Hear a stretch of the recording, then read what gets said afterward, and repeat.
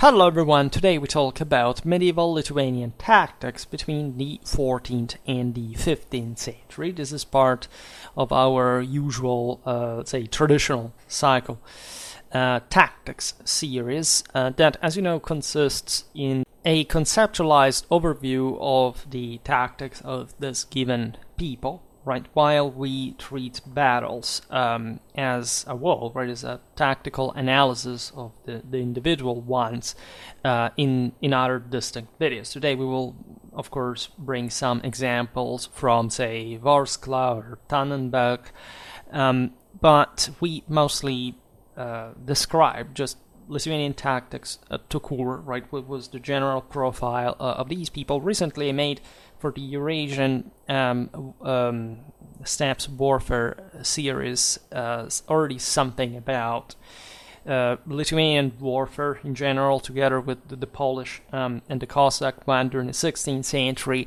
I made some military units videos, one surely about Kęstutis seal, that I also uploaded here among the images that, of course, shows us one of the most beautiful and complete examples of a Lithuanian man-at-arms of this period.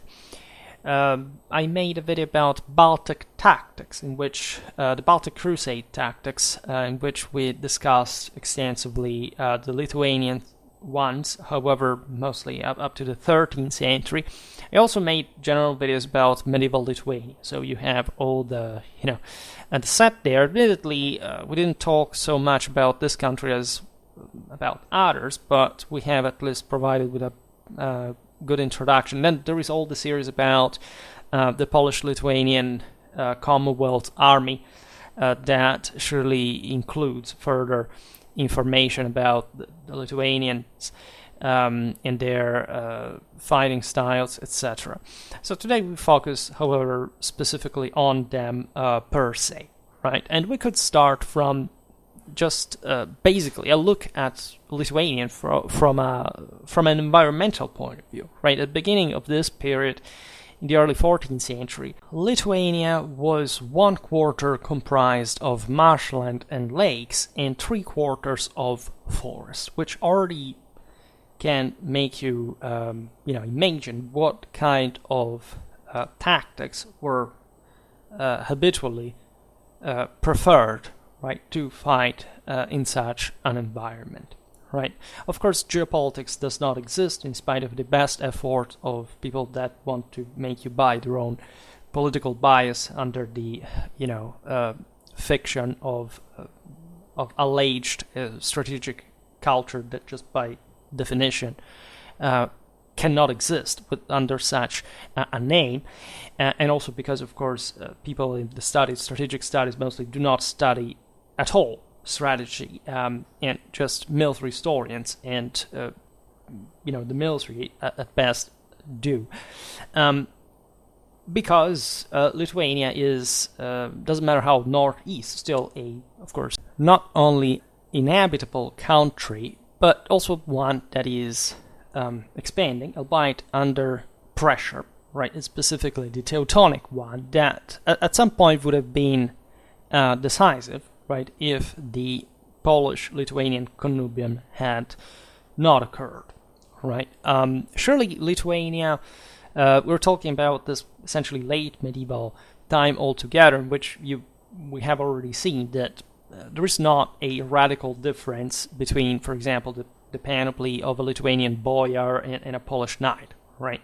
But the main differences are to be observed mostly down the line, right? What eventually an average, say, Lithuanian cavalryman looks like compared to a Polish one, right? And one of other peoples around, because of course we're looking here at a specifically Eastern European reality, right? That is heavily influenced here not just by the Rus and specifically the Palatinate, so the Ruthenia, right? What had been the Kievan principality, but also at that point by the Tatars, the Golden Horde, And Lithuania is really exceptional in this picture because her, say, archaisms, of course, going parallel with the very nature of her international stand.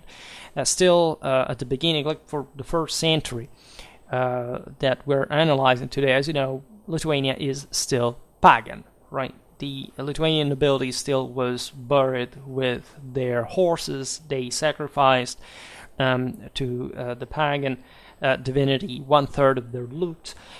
They had also, in terms of lifestyle, actually a much harsher, brutal, and somehow terrifying condition than some of their neighbors. The religious divide here was instrumental mostly to the Lithuanian strive against the Teutonic Knights, not only because, everybody was Christian around them. Right? So this is not, say, an isolated country, one at the outskirts of the world or so on. So the fact that they had stayed, some of their rulers notoriously had been baptized since the 13th century.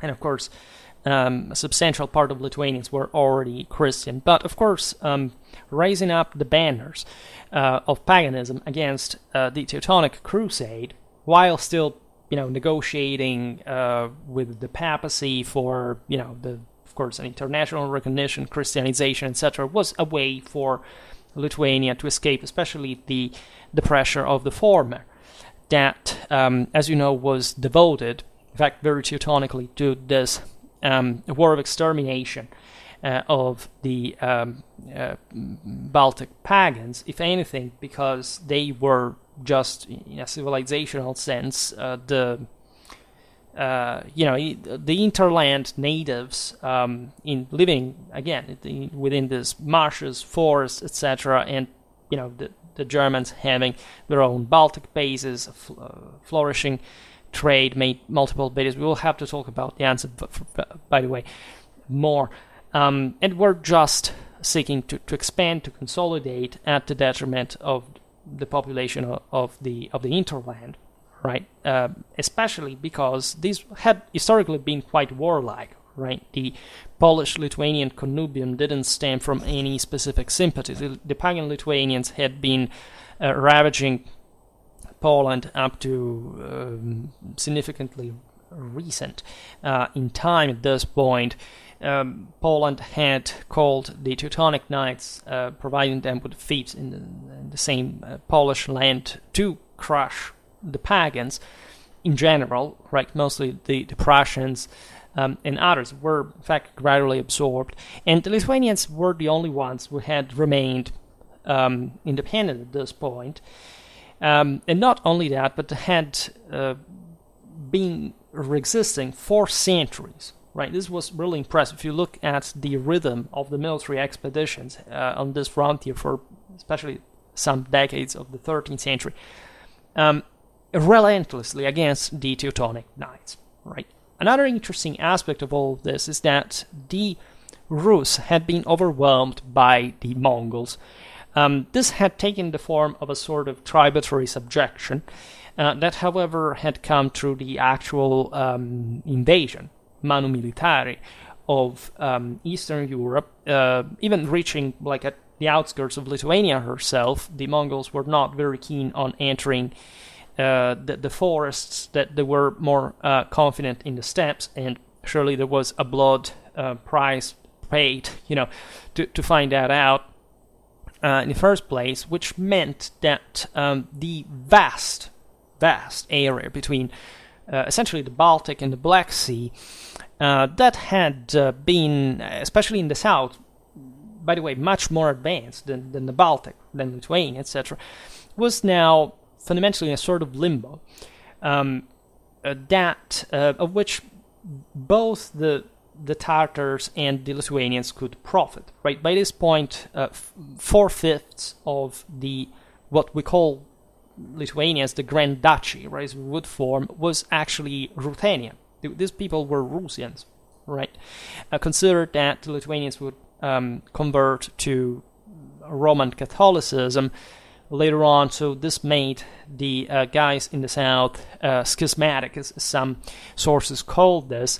There would be an interesting religious policy going on in the centuries. I made several videos about the history of Ukraine that you can check out, and the relation, in fact, between Poland, Lithuania, and Ukraine that could form, in fact, this trio and not a duo as a commonwealth, as a matter of fact, at some point, which would have also spared us, who knows, which problems, because at that point, most of what historically became the Muscovite power may have been still consolidated by this other power closer to the west, and so on. But that this is another thing, and I don't do what ifs, because I think that history by itself is not just what actually happened, but much more interesting just to study exactly for this reason, because it's not that easy even to understand just per se, habitually. In any case, the point here is that the Lithuanians had transformed themselves in some sort of overlords, right, exploiting the exhaustion of the Rus, and especially grabbed all this land in the south.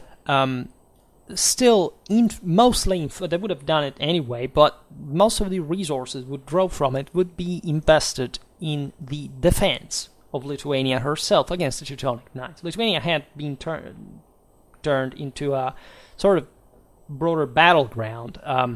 Some characteristics, as we will see now, Lithuanian warfare were reminiscent also to one of other, not necessarily Baltic, but other had been, generally speaking, in Central Eastern Europe, like the broader Slavic ones of defense into fortified hilltops and so on. So the Lithuanians were opposing the Germans in their homeland, just trying to stamp this massive force that was surely more advanced than them, and that not even, however, all the resources drawn from Ruthenia could simply stem. And this is how the actual decision to route with Poland, because the alternative was Moscow. There was a time in which a Lithuanian Muscovite alliance could be forged, and there were marriages already arranged. But the thing shifted to the west, fortunately, I would say, and it happened exactly because not even all that force was enough for Lithuania alone, without Poland, that was much more powerful than Lithuania, to save herself. Right, they were collapsing. Right, after centuries of constant Teutonic hammering. And you know that the Teutonic Knights were not exactly some of the most, sensitive individuals to the value of human life, especially if this was, one of, pagan scum. From their perspective, the system would have been broken, and this is obvious, right? Lithuania historically hadn't developed kind of the political or politically unitary, first of all, an institutional social structures necessary to stem the Teutonic Knights. The Lithuanians were also fighting fiercely against one another. For example, still very late in time at the Battle of Svienta, right, there were everybody there. Lithuanians, Hussite mercenaries, Rusins from Kiev, Smolensk, Polotsk, the Tartars, the Livonian Teutonic Knights. This is all the people that Lithuanian princes would call in just to fight against one another. We're talking about brothers, cousins, etc. So this is definitely a hallmark of just, general weakness, like lack of cohesion, and so on. The Teutonic colonization was a different story because, again, it mostly was it was not just backed by a more Western solidly Western background, but in the case of the Teutonic state, we're looking at I made a video about it, one of the most concentrated forms of power, given that it was essentially a monastic state and not a feudal one in the lay sense, in the Middle Ages, right? And we will see the Teutonic Knights also hopefully soon in some other video. But this premise is fundamental because without that you can't understand the influxes that exist here, right? The Teutonic pressure, the proximity of the Rus, of the Poles, of the Mongols, right? There is surely a big deal also of arms and armor influence in Lithuania from the Mongol side. The Lithuanians are a very interesting hybrid between probably what we call Western and Eastern armor, at least among Humayists, reenactors. There is this divide that you hardly find even in other areas of, especially out of Eastern Europe, more than else. But with, after all, such endly westernized direction that Lithuania actually takes. Right, what happens is it's actually the Lithuanian Grand Duke that becomes King of Poland, because it was elected as such, but naturally it was a Polish thing, like at least that was the most powerful chunk, right? And so Lithuania receives mostly Western Roman Catholic influence in every aspect.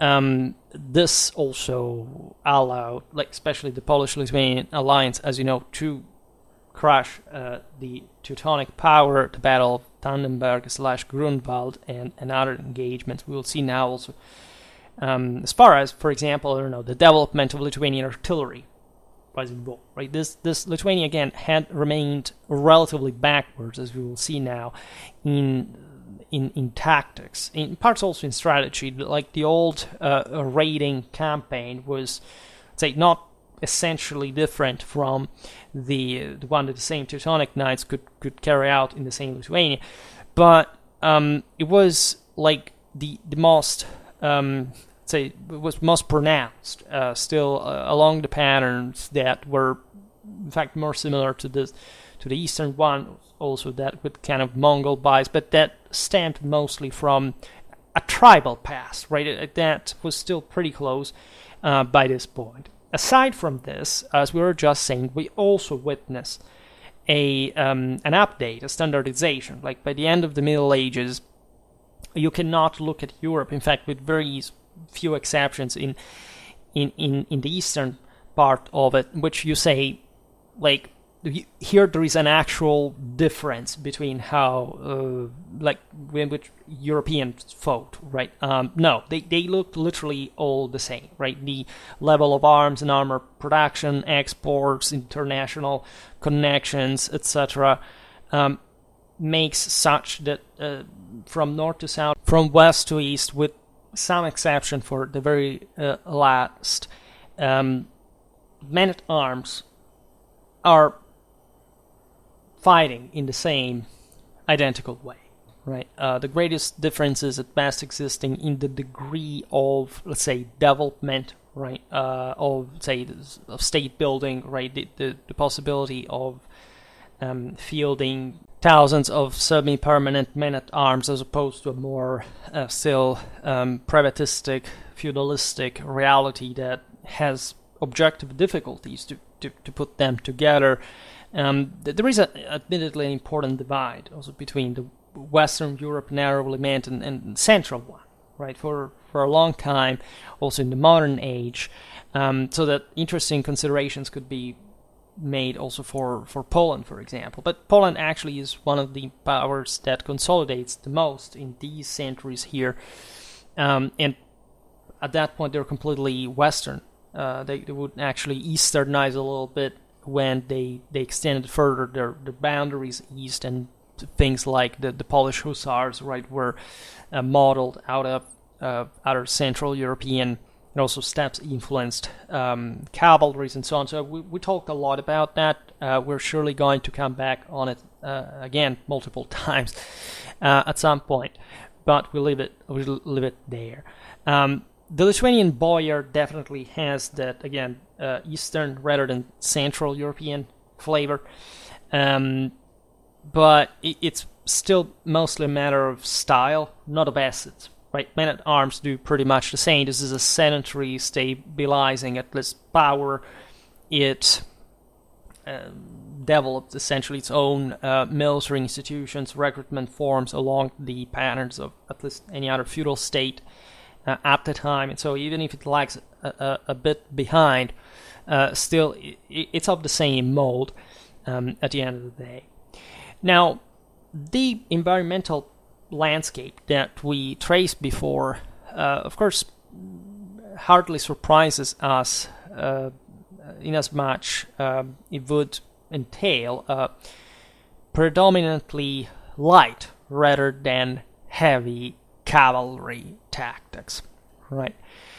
With a predilection, of course, for skirmishing and ambushes.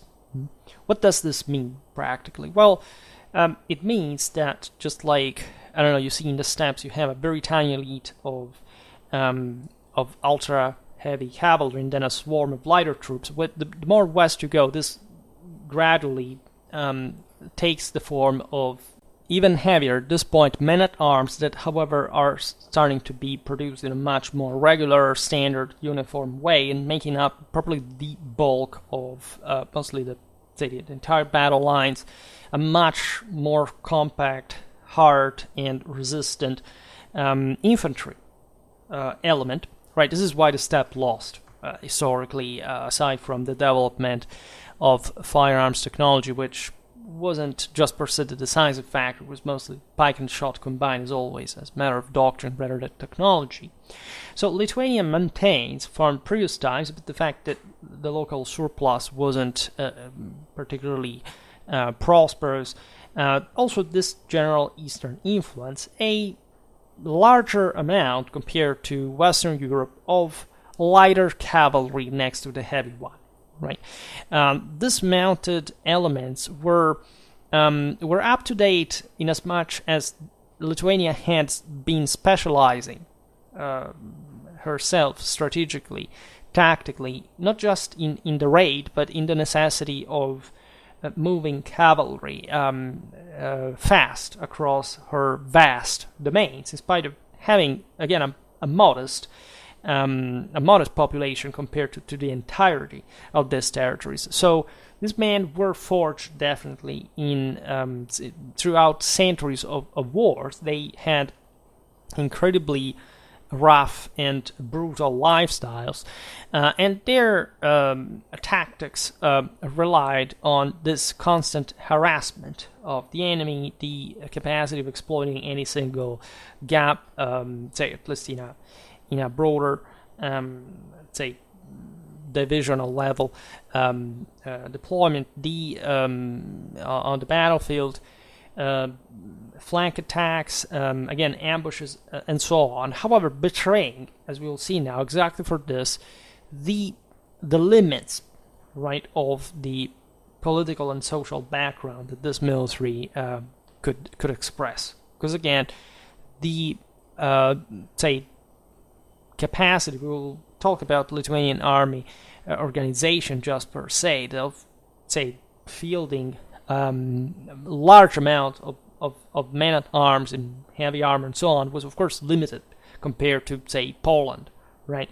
Or also in a qualitative sense against the Teutonic Knights, etc. So this was reflected by the same skirmishes, right? Strategically, if you have a superiority, you just attack straight, right? You can, of course, complete this with other stratagems and so on, but that's the entire point. Like, that's, if you're strong, the best way to employ your strength is exactly just frontally, without diversions, just smashing to the enemy, without too many ballet skirmishes, feint flights, and so on, right? If you have to resort to the latter, it's because you know that you have a disadvantage, and you are aware of that, right? Because otherwise you would smash yourself into the enemy in the same way. Now, does it mean that the Lithuanians didn't do that? No, it doesn't mean that, right? It means that by degree, right, in comparison, right, the Lithuanians were slightly less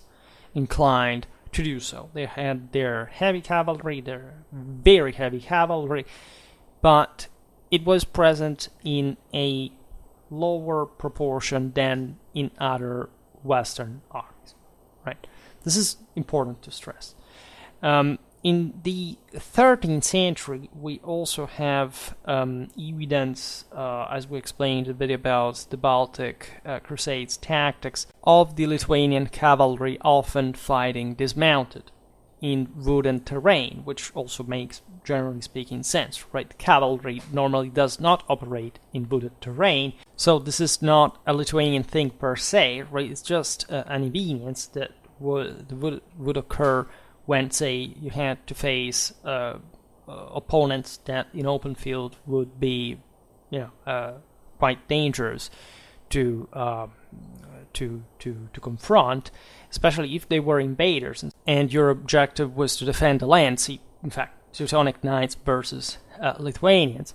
And so what do? You dismount, you entrench yourself in the woods, which is not, again, a proof of a great situation, because the Teutonic Knights can, say, pass and raid the fields or other places. So you're automatically admitting by finding that way that in that instance you're not essentially trying to do better because you lack the forces. Just yesterday I made that video about Henry the Fowler's 929 campaign against the Western Slavs, right?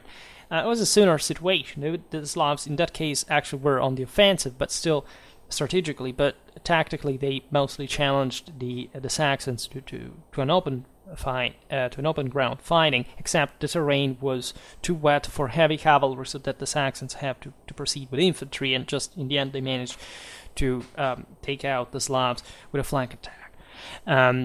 So of course, in a context in which you have to carry on and there is a significant force, like could be even one dismounted and scattered in the woods, or just erecting, as we'll see now, barricades, typically with tree logs and all this stuff.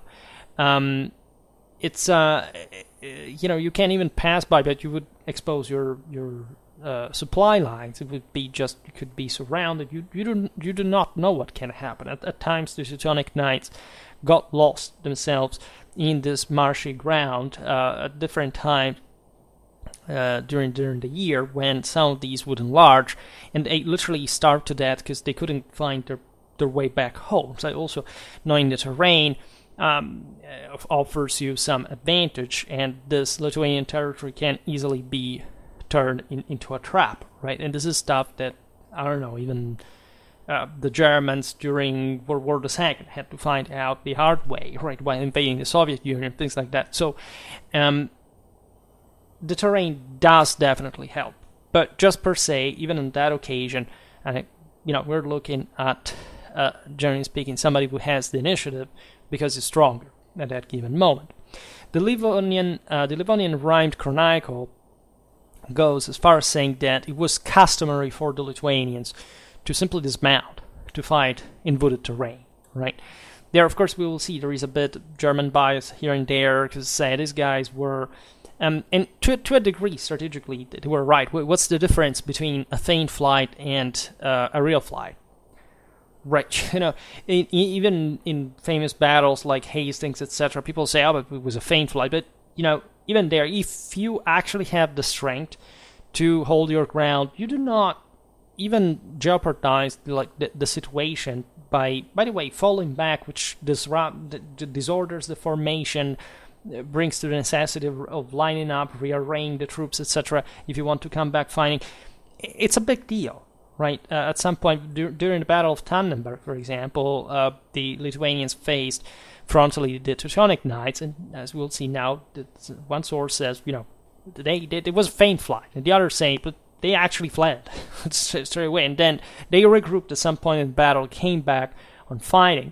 But again, this is typical of those wrestling matches, right? Of this iron arm kind of muscle-to-muscle confrontations that are that brutal and are not just, okay, let's feign a flight because, it's just the enemy's dumb, right? And we can't do whatever we want. No, that's not technically how this stuff works, unless it is something really very part of broader, functionalized tactics. Think about the Mongols. Think about the Battle of Lenitsa or other, even in that case, though, right, you realize that the Mongols didn't have a strong enough center to withstand the charge of the German Polish knights, right? Because they literally didn't. If they had had that, they would have simply crushed them frontally, and it would have been a much more successful type of victory, right? Aside from what can differ from combat, to combat, right? But in that case, you have the sense that you open the wings that have to fall back in a more or less orderly fashion, because they're mostly horse archers, on the enemy that has gone too far ahead. Like there is something similar like this. Think about the Battle of Nicopolis. But again, this is somehow typical of Western warfare versus a broader Eastern one. The Westerners had the toughest chargers in not just the animals. I mean, just the entire cavalry, because they say better cavalry also because cavalry can only attack by definition, right? If it defends, it's because it's dismounted, and this is what, in fact, the point with the same Lithuanian cavalry really is, right? I don't have to go great lengths to explain this from a tactical point of view. This is something we've seen countless times, even during the 100 Years' War. In the English army made a bit about the Battle of Poitiers that illustrates that very well. Like, if you do not, normally these men-at-arms fought, were conceived, were designed, were there because they had to go face to face, like frontally, clashing against one another directly on the field. It's also a myth that cavalry units avoided each other. No, they smashed literally into each other at a sum that gets down to 90 kilometers per hour. Given that half of that was the way they normally charged. If they realized that advantage, the enemy had a greater advantage, they said, okay, we defend, because defense has an intrinsic, say, advantage over the attack in general, right? So that if we have to capitalize on the advantages of defense, we have to dismount, because cavalry cannot defend by definition. And we will use the rain and other stuff in other ways. They actually are very similar, like pretty universal. There is nothing really revolutionary or special, genial, even in, I don't know, the highly successful English tactics of the 100 Years' War. This is exactly what the same Lithuanians did in their own home, or any other people, right? This sense that the others are stupid, and you're intelligent. It's just what a stupid person believes, and that's unfortunately what the average approach towards warfare and history, generally speaking, really gets down to, right? Now, as I was saying before, the example of the Lithuanian cavalry dismounting to fight in wooded terrain, something dating to the 13th century still, but by the early part of our today's videos period, this practice had seemingly died out. So what happened is that the Lithuanians began to step up with the heaviness of their cavalry, the robustness of their ducal institutions, the affirmation of more monarchic direction. So all what is needed to have a more powerful military, given, of course, also the balance, the substance of which Lithuania was made of, the nobility, that it was not ever a radically centralized system. I mean, not even Poland was. We know how the Commonwealth died at the end of the day. Exactly for this sort of prestige and privilege that the nobility, the oligarchy maintained, right, eventually eroding the very basis of the same system, right? The peasantry here was going down, but very brutally, right, in ways that are unknown to the even to Western serfdom, etc.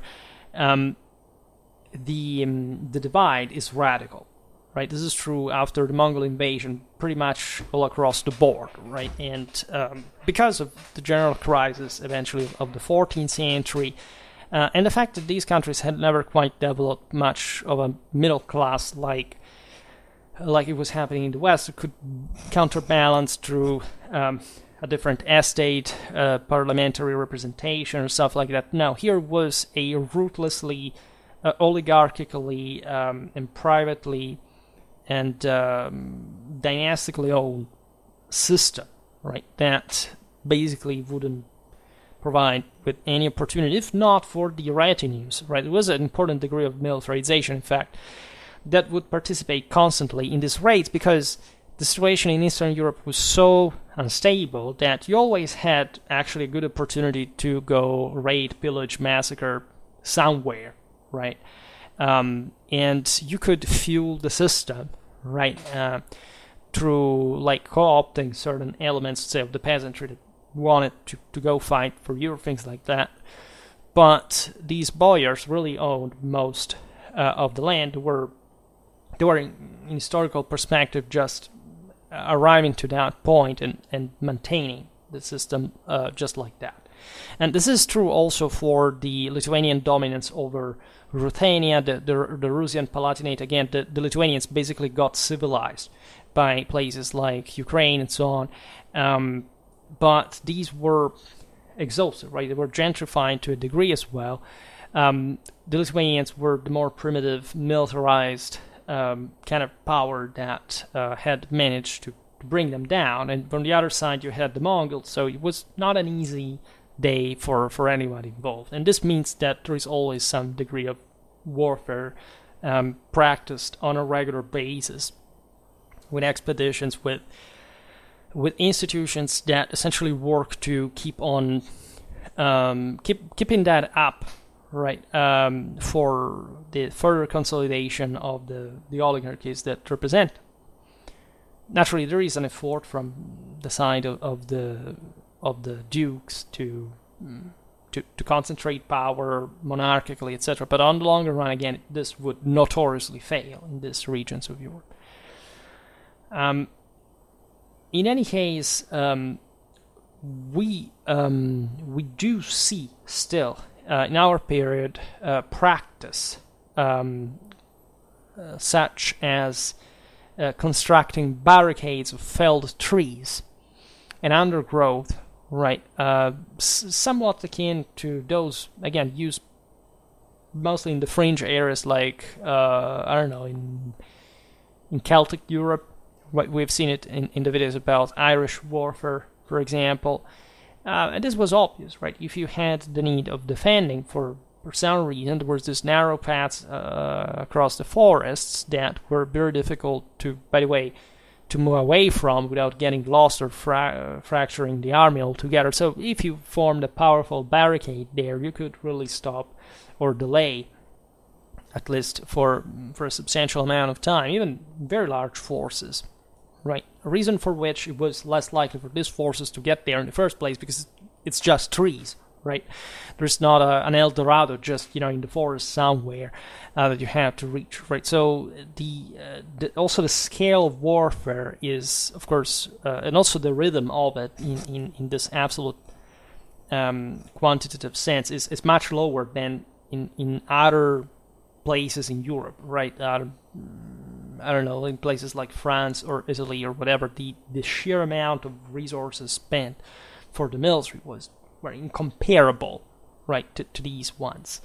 But again, this ancestral primitive background still maintained these archaisms, and an individual prowess that, again, against more collectively trained opponents, was like the Teutonic Knights, for example, was not very impressive, but that still developed the local warfare, still made some general moral resources available, especially in defense, where, as we will see, the Lithuanians were notoriously fanatic, right, killing, like fighting to the last, killing even their women or children, rather than having them falling in the hands of the enemies, things like this. Also, because this is the other aspect, as for every people, is that they mostly fought against each other.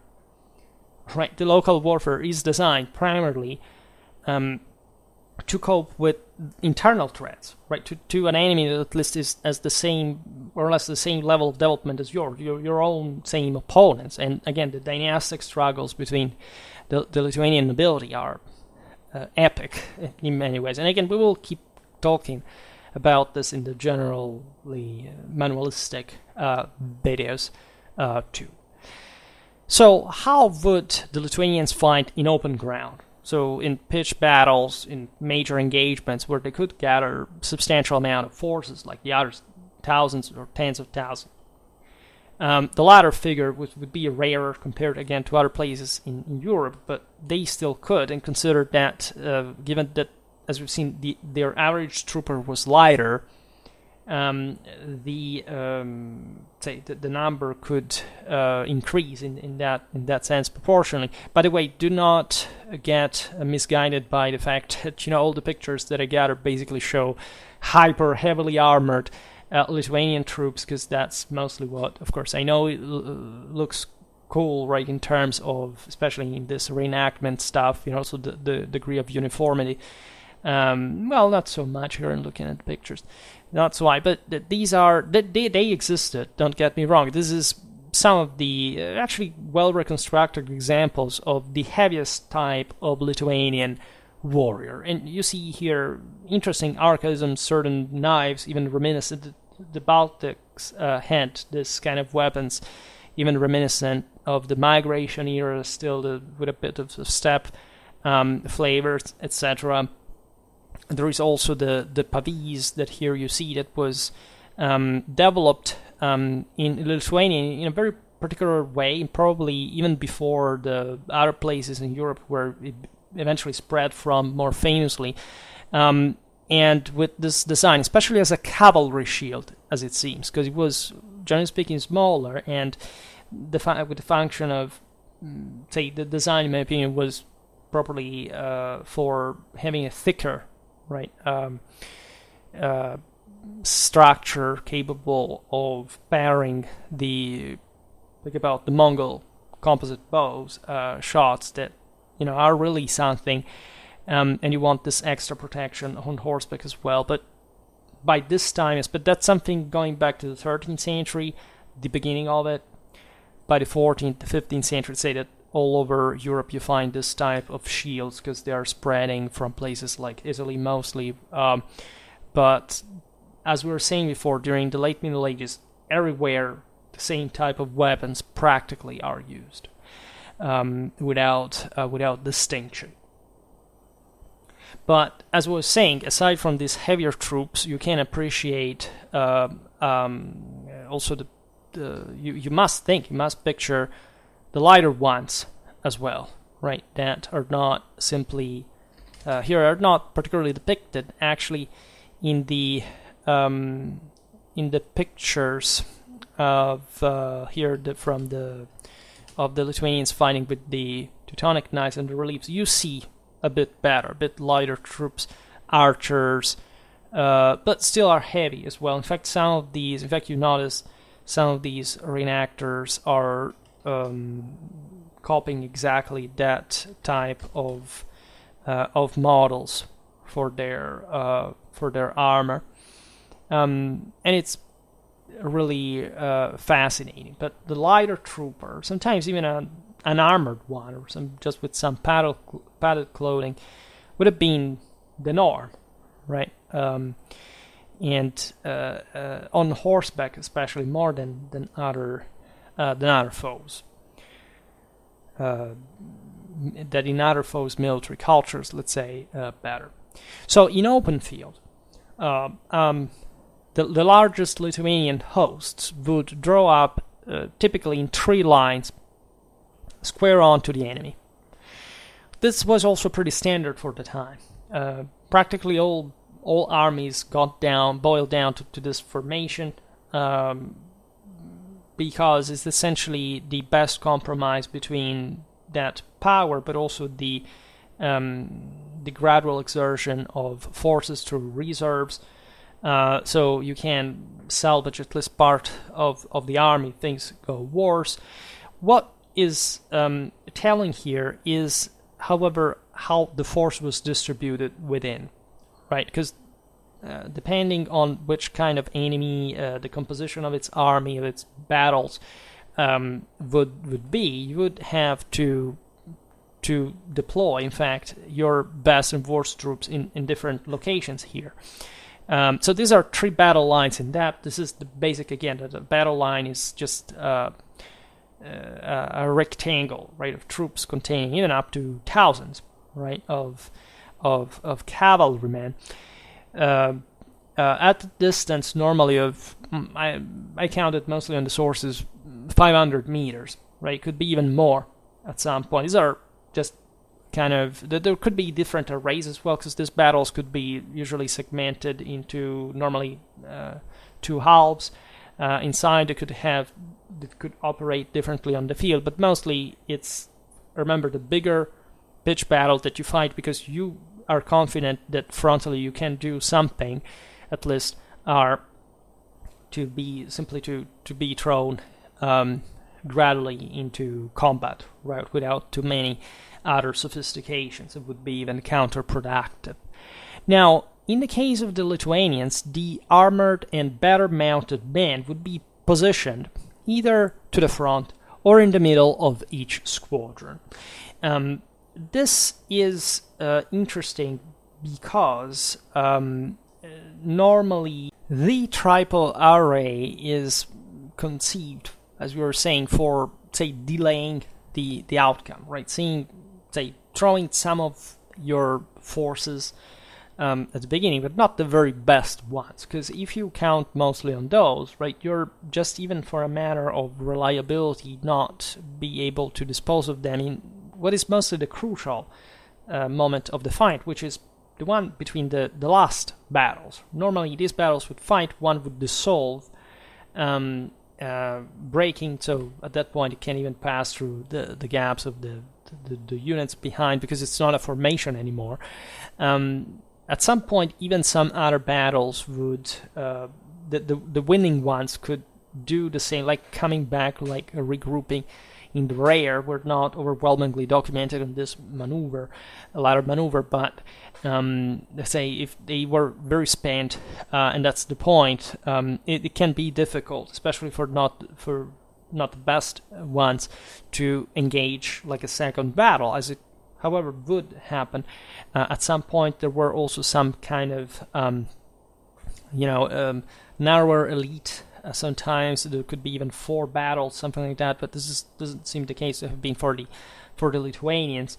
This mostly happened in Western Europe, but the point being that you would normally have your best troops at usually in the third rank, or like in the last rank, and maybe in the second, right? If you didn't trust the remainder of your troops enough, usually they would be there just to make mass, and remaining they were allies, depending on whom they were. But you rarely, with a 3-battle array, you do not place them in the 4 rank, because otherwise, why have you segmented the troops for, right? You have essentially your best troops spent immediately, and surely overrun by, if not the first, the second battle. And so what about the other? I mean, it's just a thing that usually didn't happen. Now, why would the Lithuanians do this? Well, for the aforementioned reason that I was saying before, because they knew that their forces in open field were normally not at the same level, say, of the Teutonic ones, right? Or even of some other heavier opponents like the Poles, even though we do not see big battles at this point, right? Because the at least that we can document regarding these details. Believe me, I work exactly on this very specific, so I'm making everything terribly simple, right? And there is always some genius that has to say, no, it's not like that, because I heard that YouTube channel says, here we're talking about serious things, not about other YouTube channels. The point being that you can essentially extrapolate this general picture about a people only when you have a satisfactorily advanced level of historiographical information on the battles, which even just for the Westerners that are the best documented, we can't start doing exactly only from this period, right? Lithuanian is a relatively more obscure area, even just for the details of the battles. They are less reliable to a degree. And believe me, reconstructing a 14th century battle is not just a walk in the woods, right? It takes a long time. This would be true even for a 13th century one. you know that I mostly specialize in late 13th, first half of the 14th. But this is what we see apparently from the major Lithuanian battles, right? There is a sense that the best troops would be placed in the front because this was the best they had for shock combat, and so they couldn't simply risk, let's say, to engulf the entire depth of the battle line with the enemy just smashing through lighter battle orders that were, as we've seen, already lighter than the average, to disorder the entire formation in depth. You would, if you had to really weaken this troops to a degree that you could hope the other two battles to overwhelm them, because the freshness of reserves, as we've seen in the Functionalized series, is crucial, right? You can have even a smaller amount of troops, or in this case a less qualitative one, but if it is fresh, right, and the enemy instead is already spent for a battle, that thing can easily be decisive, right? So that's how they would preferably do that. They were bolder, right? They were gambling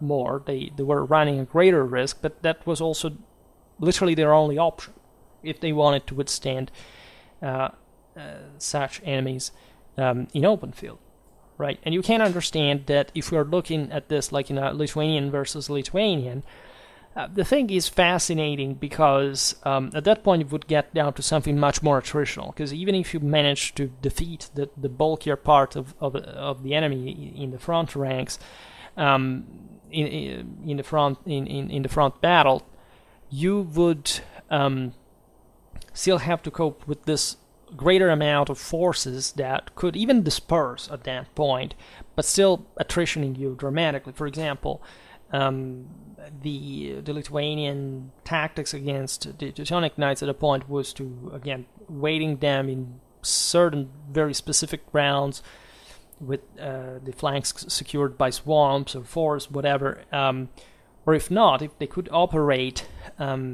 with that, having, in fact, somebody from the flanks falling on the enemy, right? The fact that the Teutonic Knights were, generally speaking, also fewer, and so the Lithuanians at least had the advantage of number for which they could encircle, let's say, envelop them more easily, but still with lighter troops that also had lighter missile capacity, and missile troops are light troops, so that by definition they cannot simply break the enemy. Even flank attacks, in order to be successful, have to be carried out mostly by some sort of heavier reserve, even of very few troops, but still of heavy shock force, right? In order to break, to cut in half, let's say, the enemy line, say, obliquely, for example. So this is, as you understand, all a matter of degrees, right? What we see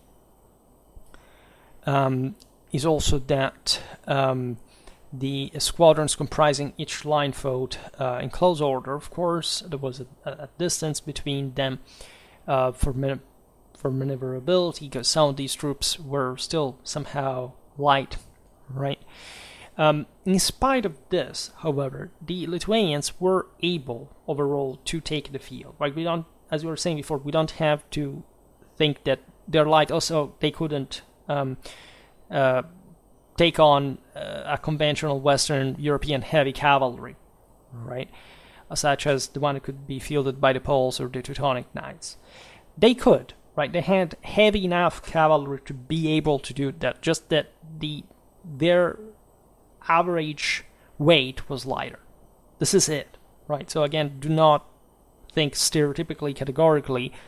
The Lithuanians are lighter, but just a little bit, so that they still can obviously take on the field, because they are just a normal political territorial power with heavy troops, and that's what they do in open field. One aspect, though, that is fascinating gets down to the individual equipment rather than just even tactics per se. That is to say, the Lithuanians are witnessed concentrating against the heavier knights, say the Polish or the Teutonic ones, by trying to harness them, by bringing down their mounts with archery and long lances. This tactic is fascinating, because from one side you see horse archery, which is definitely an Eastern thing, and this is lighter troops. Yes, there were some boyars who surely used, as actually also the Westerners, even though it's not that sponsored, say publicized, some sort of side weapon like crossbows, even, and so on. There were also specialized units that could perform those tactics, and they had that armament specifically as lighter troops accompanying these ones.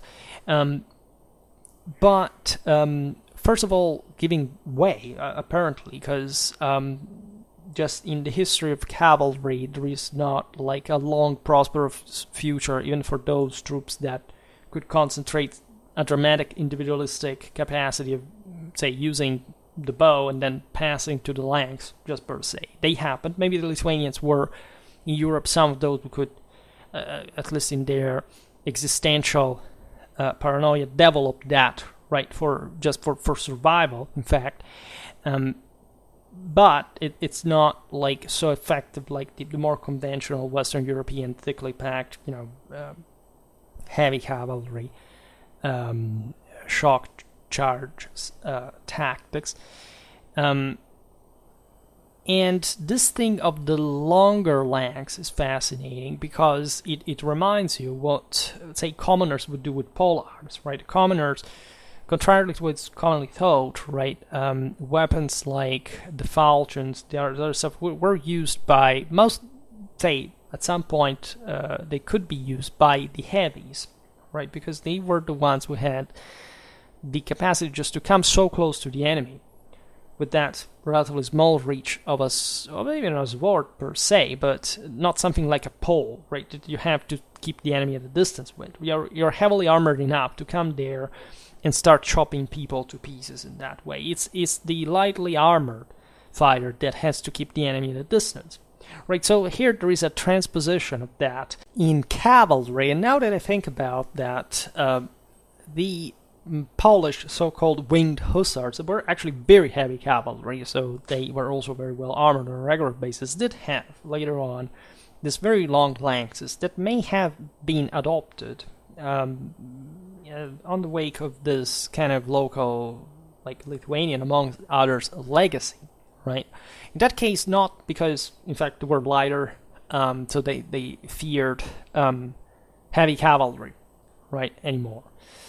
Also because that type of cavalry, except them, that were an anachronism of undoubted success, did not exist anymore, right? And now they had to charge something objectively heavier even than themselves, like it would happen occasionally, like the actual pike formation, say, of the Swedes, like of Renaissance Western heavy infantry. Now, admittedly, this was not part of the doctrine just per se, but, before taking out a pike square or something, they, have at least to soften it up adequately, or you have to charge just if it's a desperate situation at that point in early modern warfare. But it would happen, and it would be successful, also because their lances were even longer than the one of the foot pikemen of the enemy, which tells you, by the way, how brutally advanced, and how the level of traumatic athleticism and unspeakable prowess that the Polish winged hussars had to individually, right, perform just to be able to do that, plus the collective training that also was that astonishingly impactful as such. And it cost a lot, right? It was the expression of this Polish-Lithuanian oligarchy that basically commanded everything there. And it did work, admittedly. So at least in this previous centuries, when we look at this Lithuanian, tactic and an armament that we see here used also in a combined fashion, as we understand, softening the enemy up and then charging it, but with longer lances that are also more difficult to employ, naturally, because they are less precise, right? They're more difficult to wield, to point the enemy with, but still could make you stay at a safer distance. Which, again, doesn't mean that you would be safer yourself, because if, again, your type of cavalry is designed for that purpose, chances are that they're going to have the worst. And surprise, surprise, in those engagements, we do know, in the late Middle Ages, that the Lithuanians were seldom successful against the Polish and the Teutonic heavy cavalry in open field, right? As we were saying before, they resorted under certain circumstances to feign in flight, or at least, they would retreat at some point. For example, at the Battle of Tannenberg, the Allied army, the Allied right was made up by the Lithuanians. Well, they charged straight into the Teutonic Knights, but they broke and fled. Right now, some sources say, this was a feint flight, which also doesn't, fit the general fact that it created definitely an excessive amount of disorder among the Polish contingent, and especially the Bohemians that fled in the forest behind the army when this feint flight, alleged feint flight, happened. While, for example, the Chronik des Landes Preußens, which is the German, the Teutonic source, says that the Lithuanians were, quote, knocked off their feet, right? So, and report the, together with other sources, by the way, it was an actual rout, not a feint flight, right? So, either way, this doesn't depose very favorably, to the actual heaviness and order and collective training of this Lithuanian cavalry compared to the other ones. And again, don't get me, this is what is difficult, I know, to understand, to accept to some degree, but of course, if you have a higher, let's say, individual capacity, maybe these Lithuanian knights were just per se much more individually capable, right? They had also worse equipment, as we've seen on a regular basis, so you can't quite say that, a Teutonic Knight was less individually trained, because the peak of, say, of medieval feudalism was past now, so the same Teutonic Knights lost anyway, not just that battle, but the entire deal over time. So this shows you how you don't have to be the best, you can just be good enough to make things happen. Joining forces like the Lithuanians did with the Poles, etc., successfully. But again, if you are more individually capable, doesn't mean that you're going to be more successful, because what matters in war is collective, like the concerted effort, right? The synergy between the various arms. It's kind of obvious, right? That's the most intelligent way to fight, and it can be done, however, only if you have enough resources to provide the adequate training to the troops for carrying out those maneuvers. And again, I'm sure that Lithuanian boyars and even the lighter troops were formidable as far as hit-and-run tactics, skirmishes, ambushes were, but as we just said, when it came to perform these greater tactics, they didn't have the heaviness, they didn't have, in that sense, even the reason to fight like that. Right? They accepted the fact that to a degree they were less, but that's not what would necessarily prevent them on a broader level to succeed, except that did come at a cost, because, as we just said, basically Lithuania saved herself by being subordinated to Poland. Right, so it is the history of failure, of a general defeat, right? Lithuania in the Commonwealth would always remain a B-series kind of land compared to Poland, but still they prevented at least being simply conquered, takeover, and engineered by the Germans. Right, so Tannenberg, we will see it at some point because it's one of the most famous battles of the Middle Ages, and it deserves a very accurate tactical analysis, but this is also for some other day, right? Artillery. The Lithuanians did have, of course, artillery. I don't know when's the first actual time which started being played, surely in the 13th century, right? This is the same as we were saying before for technology. Technology spreads everywhere, right? If you look even at very poor, modest castle holders in Scotland, right? They all had their own gun. I made a video about Scottish army organization. I will talk about Scottish warfare further. So sometimes there are some even more, say, weaker powers that have even not necessarily more artillery, but for example, they may produce it for others, or just like with other arms and armor production. The point is how much money you have to sustain the maintenance of this artillery as a park during a campaign, right? So this is a completely different thing. We believe that the first Lithuanian leader to use artillery in open field was Vytautas, the guy from the seal that you've seen in the pictures, as it did against Timur Kutluk at Vorskla in 1399. Not to great success, because basically, first of all, this was a Lithuanian defeat, but the use of artillery wasn't unsuccessful, because they began to shoot it. At this point, they would use it also in a frontal position against the Mongol horse archers, and that was not very effective, because they had a kind of an open order, right? This would have been used better against heavier cavalry. At this point, artillery didn't have like a devastating effect on the enemy ranks. It was mostly sort of disturbance, whatever. In any case, the Mongols fell on the Lithuanian side, and they overwhelmed the same artillery at some point. Now, it is said traditionally that the first cannons were introduced in Lithuania as late as 1382 in a rare detente between the Teutonic Knights, who gifted the Grand Duke Jogaila with some pieces, right? I think there is surely some previous usage, but it's not documented, all right? I don't know any country wouldn't reasonably seen the use of some form of gun by the 13th century in Europe, wherever they were. But to be effective, they had to be numerous as well. In fact, it seems that by the 14th century, towards the end of it, there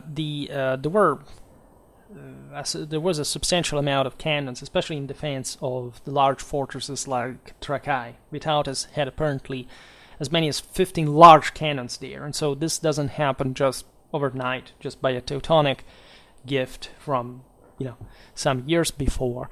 But the possibility simply in the confidence, just the logistical capacity you filled in it on campaign, risking it, even the loss of it, like it would happen at Vorskla, in fact, is another matter. The Lithuanians again would perform well, even just with what they had. Like artillery was not decisive, nor it was close to be at that point.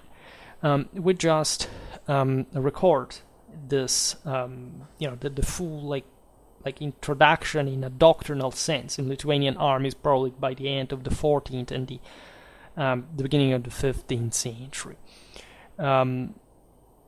So this thing we were saying before about Trakai, etc., this magnificent fortifications built, in that case, as you know, in the midst of a lake, right, surrounded by forest, and so I'll tell you a bit just the sheltered position of the Lithuanian centers, right? Under pressure, the Lithuanians historically had been withdrawing into their own neighborhood fortresses that were historically, again, just like castles were in general in Europe, the development of historically, like from the millennia before, fortified hilltops of some kind. Admittedly, yes, in northeastern Europe, things had been going way more gradually in this. Even the introduction of more advanced military engineering is something more recent than in other countries. As the general, like if you travel in this country, like in Poland or whatever, you realize that there is not much medieval left, right? There is actually, in terms of there are beautiful Romanesque churches here and there, not in Lithuania because they converted later, but let's say the sense of a castle is mostly early modern stuff, right? There had been castles, say, on the basis of it. There are archaeological say sites, they're quite notorious and so on, but generally speaking, the concentration of power and resources were not as such to leave enormous vestige. And it's, in any case, exactly for this, in part, especially as far as Lithuanians versus Lithuanians warfare was concerned, you could simply entrench into this more massive centers where some relays of recruits were normally maintained, right? So an early military administration, like from the ducal clienteles, in terms of maintaining our, let's say, troops in the settlements, was again historical for villages, for other places. This cannot be simply outlined in a statal fashion, because what is a state anyway? What matters from a tactical point of view is that the Lithuanians were hard fighters at all times, and in the defense of these fortresses, they would be at their most desperate, right? Often fighting, as we were saying before, to the last man. At Pilenai in 1336, after the German crusaders had set fire to the wooden walls of the fortress, the Lithuanian defenders killed their families and then themselves, right? We're talking about 4,000 people. Rather than suffering the humiliation of capture. This is a relatively early date. Remember, these guys are still like very much into their own world, and they have an incredibly ferocious, bloodthirsty. This notoriously, the Lithuanians were also habituated to burn prisoners alive up to very late in time. They were not just considered, they used that kind of ferocity just as a deterrent, but they were that viciously oriented. Just think about the mindset, right? What it means to be in 14th century Lithuania. Do you have the Pavis idea? Like in a sense, we can't perceive distinctly what it means still to have that recent post-socialist mentality in substantially different forms that even in other European countries. Can't imagine what it means to be born and raised in a place like this in the late Middle Ages. No, you can't, right? We can't, because it's impossible. It's lost, right? It's to a degree lucky, because those are things that you would have not liked to know. But that's what they were. Right, and so aside from the identitaristic kind of bias that everybody can have, etc., just remember, this is the history that we know, right? And that's as horrifying, but as close as you can imagine. Never think that, it just takes the internet to expose people, like even from, I don't know, some places in the world, from dictatorships or whatever, they will change. No, they won't. Right, most people, like in history, are basically, like in some essential spirit, the same that were 2,000 years ago, that easily, because for most of the time, not much changed, and still, even the fastest changes are less ingrained, right? And so, what remains at the basis of a culture is often what has been molded much a longer time before, and it takes forever, like to dilute it, and we're much closer to that world than we want to admit, for whichever our background really is, right?